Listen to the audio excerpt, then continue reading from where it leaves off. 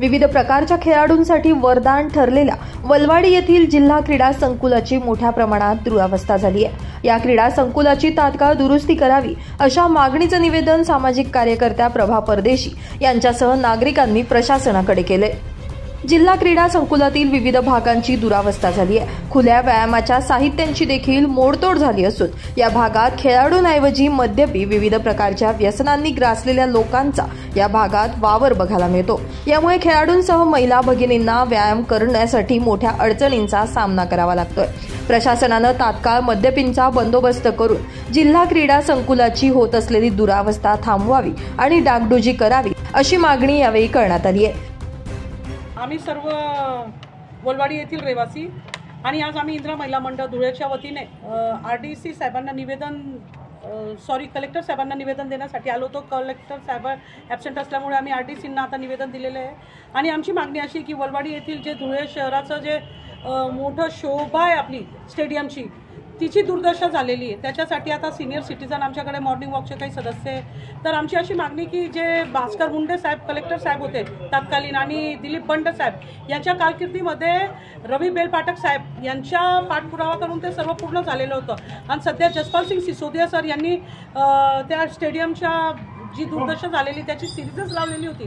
तर आज आम्ही कलेक्टर साहेबांना विचारणा करतोय की अनेक वर्ष ना जिल्हा क्रीडा अधिकारी ज्या या स्टेडियम झाल्यापासून तिथे लक्ष देत आहे आणि ना कलेक्टर साहेब लक्ष देत आहे आणि तिथे येणारा वर्ग हा आपलं भविष्य घेऊन येतो। कोरोना काळात अनेक लोक वेगवेगळ्या व्याधीने आणि कोरोनाने दुर्भाग्यपूर्ण मौतीने मेलेले। तर आमची अशी कलेक्टर साहेबांकडे मागणी आहे की तुम्ही तिथे जिम खाण्याला व्यवस्थित स्टेडियम करून द्या आम्हाला, जेणेकरून मुलं आपल्या आरोग्याकडे लक्ष देतील। आणि दुसरं असं आमचं म्हणणं आहे की तिथे एक 16 व्यायामचे ओपन जिम लावलेली आहे, तिची पूर्ण दुर्दशा झालेली आहे। कोणी लक्ष द्यायला तयार नाही। काटं झाडे झुडपे तसेच आहे, लाईटची व्यवस्था नाही आहे, पाण्याची व्यवस्था नाही आहे।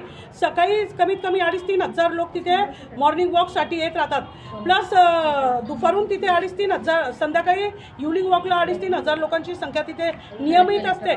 तरी पण कोणी तिथे लक्ष देत नाही। त्या रस्त्यावर खड्डे मोठ्या प्रमाणात झालेले, करोडो रुपयाचा निधी फक्त व्यायामासाठी आणि जिमसाठी आणि तालिमीसाठी येत राहतो।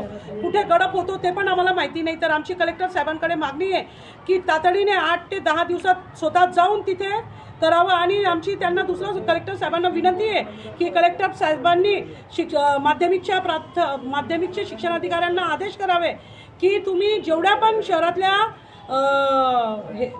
मुलांचे खेळ असतील, शाळेसंदर्भातले, शारीरिक संदर्भातले, त्यांच्या संदर्भात सर्व जे पण असेल ते सर्व व्यायाम आणि सर्व खेळ स्टेडियममध्येच झाले पाहिजे, जेणेकरून स्टेडियम कायमस्वरूपी शहराला सुंदर करण्यामध्ये भर पडेल आणि आमची जी मागणी आहे ती पूर्ण होईल।